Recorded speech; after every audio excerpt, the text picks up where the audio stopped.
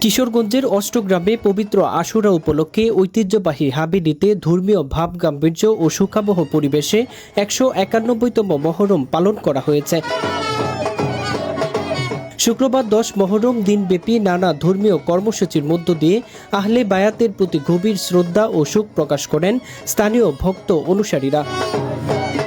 মহরম উপলক্ষে পাক পাঞ্জাতন এবং বিশেষ করে হজরত ইমাম হাসান রাদিয়াল্লাহু তাআলা আনহু ও হজরত ইমাম হুসাইন রাদিয়াল্লাহু তাআলা আনহু এর স্মরণে একটি তাজিয়া মিছিল বের করা হয়। মিছিলটি অষ্টগ্রাম হাবেলী প্রাঙ্গণ থেকে শুরু হয়ে উপজেলার বিভিন্ন সড়ক প্রদক্ষিণ করে।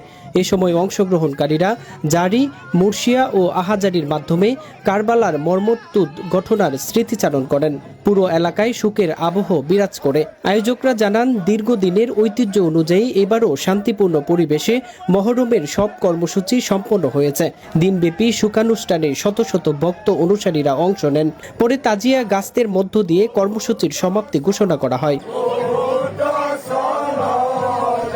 রায়হান জামান, কিশোরগঞ্জ টেলিভিশন। আপনারা দেখছেন কিশোরগঞ্জ টেলিভিশন।